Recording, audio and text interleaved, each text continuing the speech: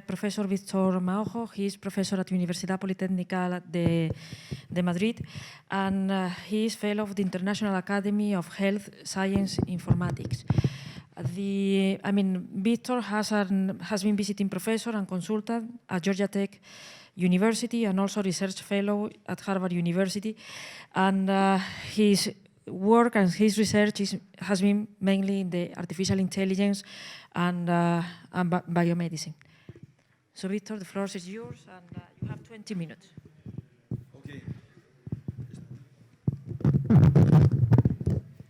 Okay. Thank you very much. Well, I would like to thank the organizers, and particularly Asunción Gómez, for this opportunity to be here and be talking about my experience in this area. As Asun said, first I was a medical doctor, and I have been working in this area, the area of artificial intelligence, for 33 years. And I would like to talk about the state of the art in the area, the present and the future from my experience, from my practical experience after working also with many of the pioneers of the area in the medical area. No? Well, I am actually working in an area called medical informatics, which is the applications of computers in medicine. These are probably the main achievements. We can see it here, the main achievements in the area. No? And here, in all these topics, which are close to databases, medical imaging systems, standards, portals and so on, we can find artificial intelligence almost everywhere.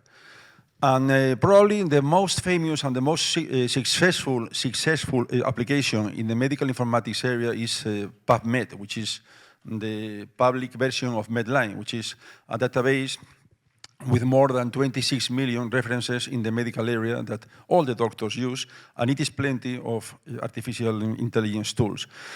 We can see how this is practical because, for instance, a medical doctor, Barry Marshall, in the 1980s, he was checking Medline. He was checking all the references, and he found that in a disease called gastric ulcer, there was behind the classical cause that all the doctors were thinking, which was stress, he found that there was a bacteria, Helicobacter pylori.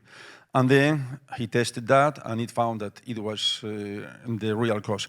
Well, people are now using all the literature, and we will see it now, for instance, to work in all medical research. And as I told you, it is plenty of biomedical research. Here, there are two slides that they will be the last ones, but I wanted to put it now because maybe I could not have time later. And when we are talking about big data, this is very clear in the medical area. When I was working in 1990, 1992, it was incredible to have 2,000, 3,000 patients. Now it is common that some hospitals and some places could have 20 million medical records to analyze. This is huge, and it can give you a lot of information for many issues. No? And then we can find radiological images, omics data, genomics and so on, the microbiota. I don't know if you know that we have more bacteria cells inside our bodies than our real cells. Our actual cells are less than bacteria inside. No? And then there is a lot of information about that and probably linked to many diseases. No? There is a whole world there also with nanomedicine, electronic health records, the web, wearables and mobiles, and social networks. There is a lot of data that could have an impact in medical care and medical research. This was the last slide, but I wanted to put it here to actually be able to tell you which are the current and future artificial intelligence applications in the biomedical area. We can divide this in three areas, which is the basic biomedical research, translational, which means how the basic research will be linked to clinical research, and clinical practice, the practice with patients. And here you can see a lot of different applications, and in all these areas you can find artificial intelligence almost everywhere for automated experiments, biomarker discovery, drug discovery, automated surgery, treatment selection and planning, and so on. Okay. We can see here the growth of publications in the scientific area for artificial intelligence in medicine. This is just from 1977, before there were a few papers, and we can see here the growth of importance in the biomedical area. This has also some dangers, and we will see it now. No? Well, I gave one of my first keynote lectures in a data mining conference in the year 2000 in Frankfurt. It was very interesting because I was talking about the cognitive issues linked to the use of medical data mining. And after my conference, and I was not sure if somebody could understand what I was talking about, a very famous biostatistician in Germany, who was the president also of the society in Germany, told me, Victor, after 30 years, I understand now why doctors don't use my tools. Because, well, he had made many different tools and research, but the problem is that nobody used the research that he was doing. We will see it now. Why many doctors don't use artificial intelligence tools. No? And this could be also useful or even true for some applications of artificial intelligence. No? Most artificial intelligence problems are not clinically used. They are not accepted by doctors, and doctors cannot accept usually systems that behave as black boxes, and they only accept tools and the new tools if they change their clinical practice. If we are not able to change clinical practice, real clinical practice, they will not accept that. We can be giving training courses for months or years, they will not accept that. And why? Because there is a word which is key in the medical area, which is uncertainty. Uncertainty is everywhere in the medical area. We don't know a lot of issues about medicine yet, and also there is uncertainty in the data, in the knowledge, and in almost all aspects of medicine. And many computer scientists, when my students go to the hospitals, they are coming back and tell me, well, doctors are ignorant, they don't understand anything. Well, it is not that they are ignorant, it's just that they think in a different way. The strategies are completely different. And we will see it now. And I want to thank also, I have been very lucky to work for a long time with some of the pioneers of artificial intelligence in the 1970s. And I want to remind that we will see now that there were many errors and many problems there, but the lessons learned were incredible. And the problem is that almost nobody is taking into consideration all the lessons learned during those years. It is like nobody now, the young people, they are not reading these papers from the 1970s and 80s, and they give the key for many issues, and we will see now. And we were lucky, Asun knows that, that we had the visits of many great people in artificial intelligence in our school, like John McCarthy, Lofty Zade, and also in the conference around us, Marvin Minsky, Herbert Simon, and many others. No? During many years. No? Here I am with some of the pioneers and the people that made the first expert systems. Well, one of these lessons learned, I learned when I was in Georgia Tech. In Georgia Tech, the people were working in an expert system for interpreting one kind of radiological images in a technique called SPECT.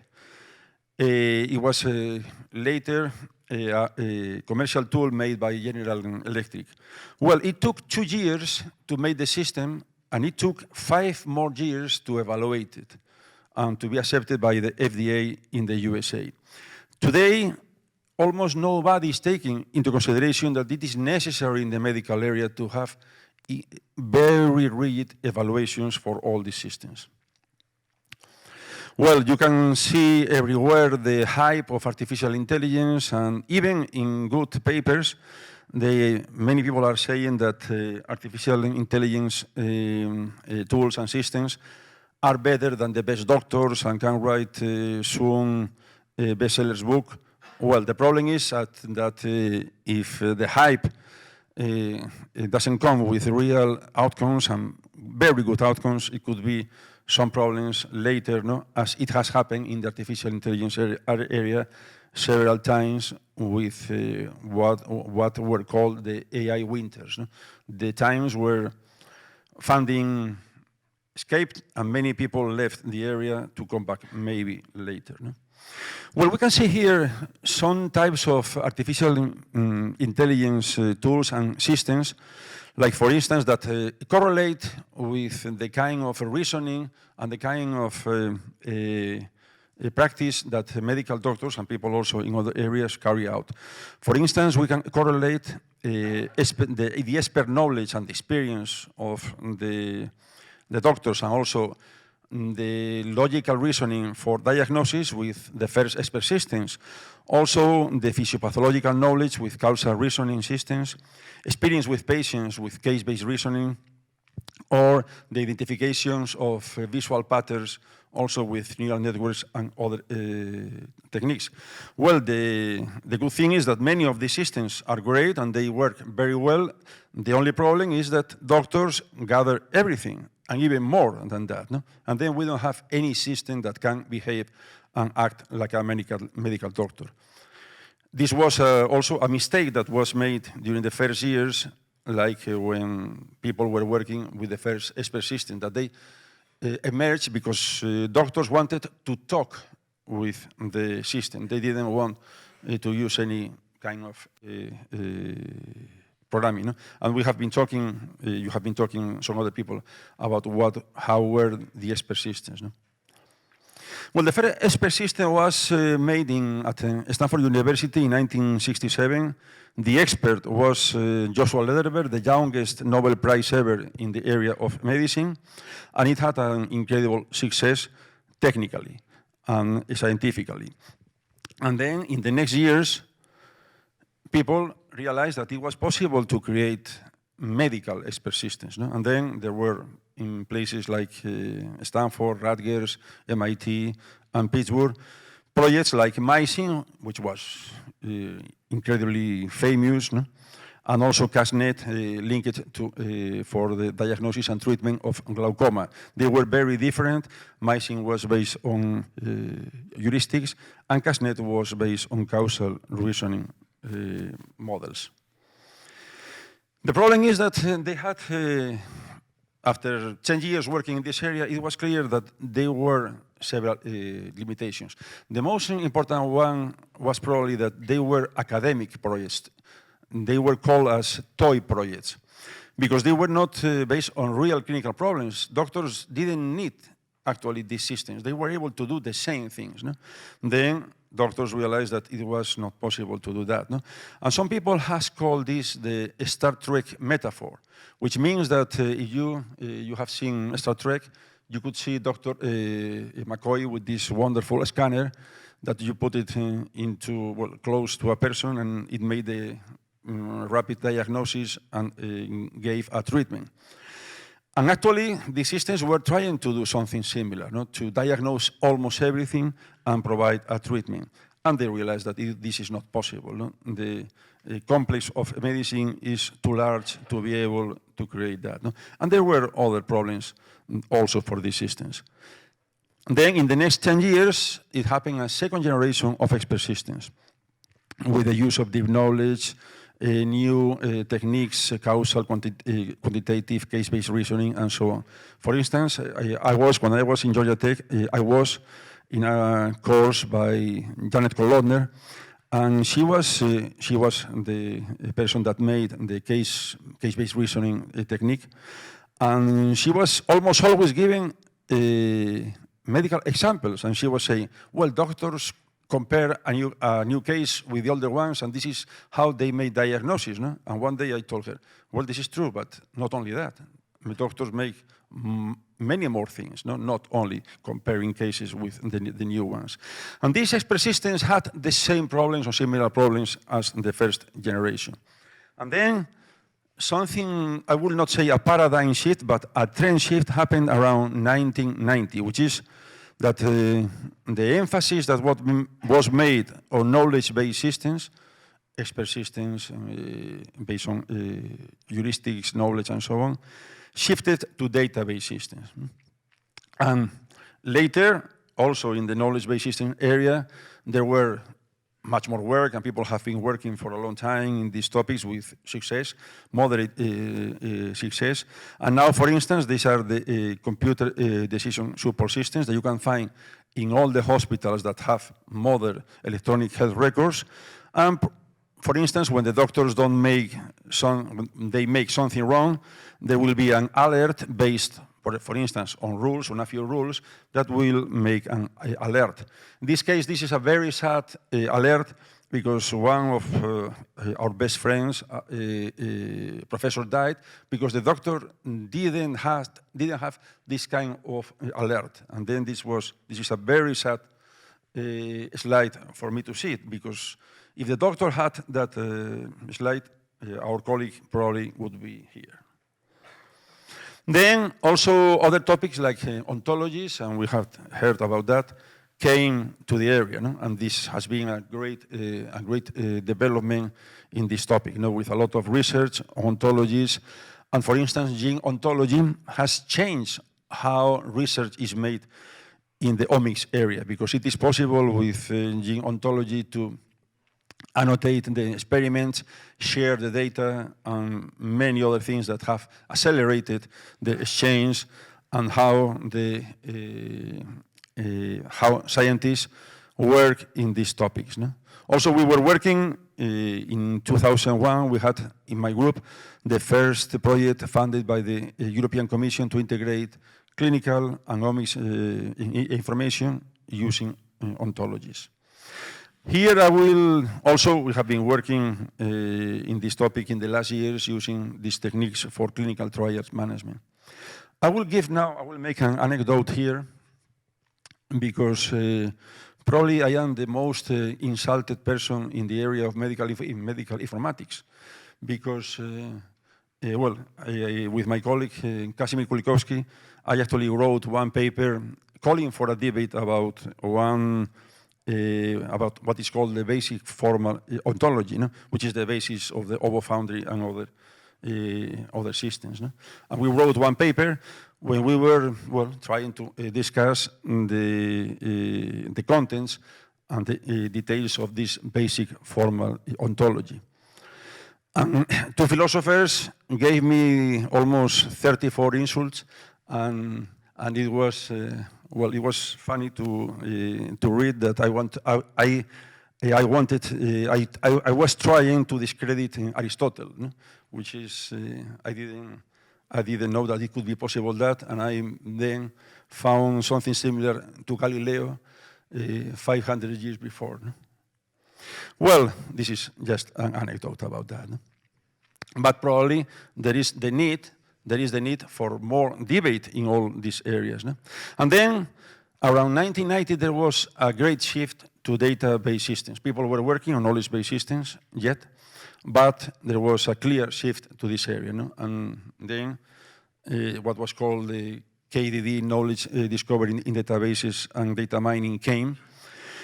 And with many tasks and many techniques that were used to extract knowledge and be used in different systems, in different decision support systems.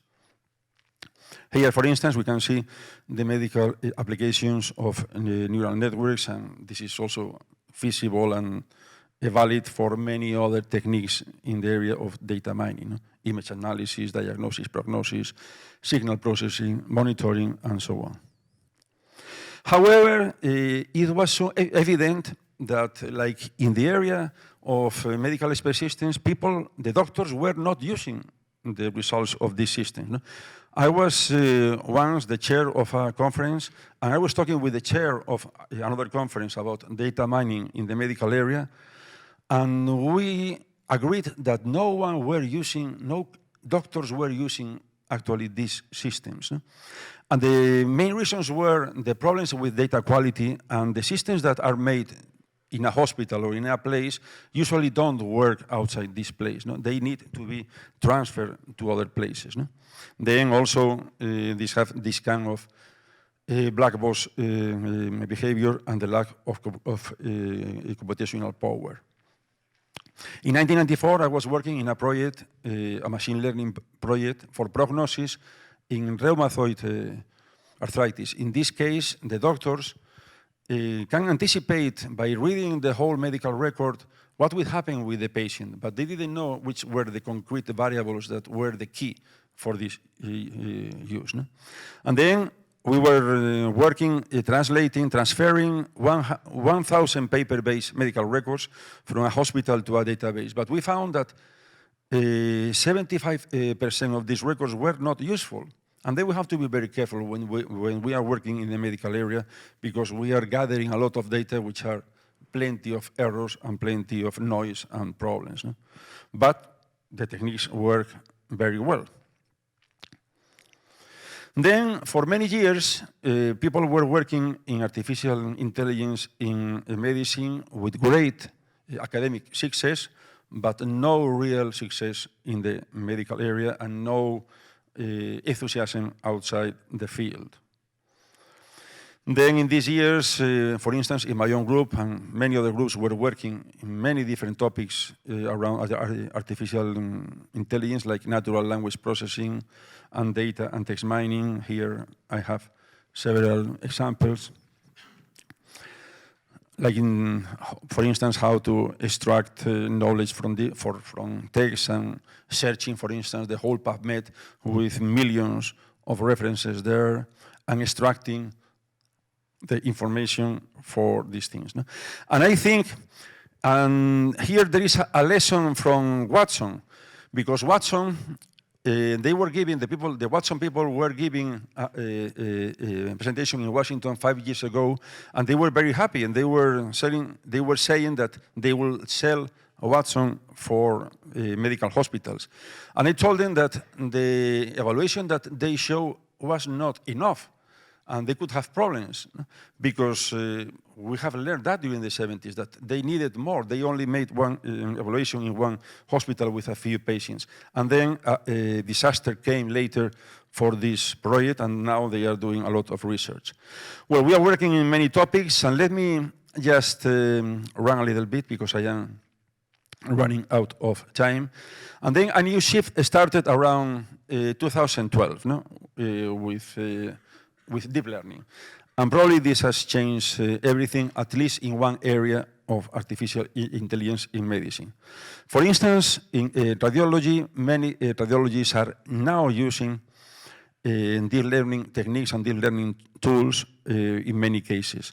And if talking, for instance, with radiologists, they anticipate that it could be possible now that 90% of the mammograms could be interpreted now by deep learning. The problem is how to deal with the other 10%, no? Which is also a question for research. Here are some mammograms, also some tools made by Microsoft for 3D visualization. In pathology, also they can be used to interpret different kinds of cells, from prostate cancer, from breast cancer, from leukemia. In my group, we are working now using deep learning for leukemia and doing this diagnosis. No? Also with ophthalmology, it is possible to see photographs of the retina, and there are several hospitals in the world that they are doing that. And also with dermatology, to interpret concrete problems, cancer in the skin. And it is also possible to visualize all these results with mobile systems. No? Well, there are many challenges now that I was talking, and one very easy that seems very easy is how to deal with this problem, how to make patients and doctors happy with a computer in the middle. It sounds crazy, but it is probably the greatest cognitive problems that the hospitals in the USA are facing now. And these are the conclusions. Now that, well, there are many tools for the future, and probably a great future in many topics. Thank you very much. So thank you, Victor. So we have time for one question, because we are 15 minutes late for the coffee. So one question?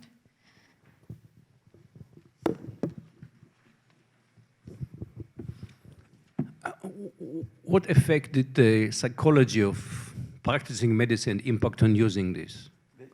The psychology of practicing medicine, okay? Well, which is the attitude of doctors? Did it play a role in the lack of acceptance of the machine? Well, this is probably, well, I was telling you that this is probably the main practical problem now, because most doctors are angry with computers. No? Most are angry with computers. There are several reasons for that. No?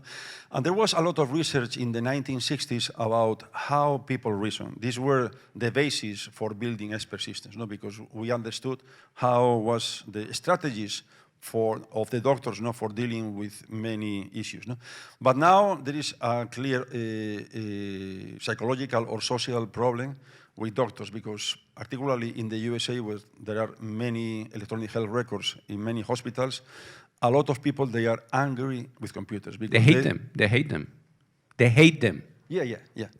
Yes, because the problem is this. The first problem is that they don't know how to type. And then they have to look to the keyboard. And then if they look to the keyboard, they will not look to the patient. The patient will be angry, then the doctor will be angry, and they don't know what to do. No? And also, there are more than 800 companies selling electronic health records only in the USA. And then there is not a unified medical record. There are many different systems, probably not very visual and very difficult to use for people that they are not trained to do that. In Arizona, they were trying to teach with a new medical school a new type of medical doctors. The dean was, hired many people to teach the students engineering, probability, mathematics, and so on. What happened? The dean was fired 3 years later.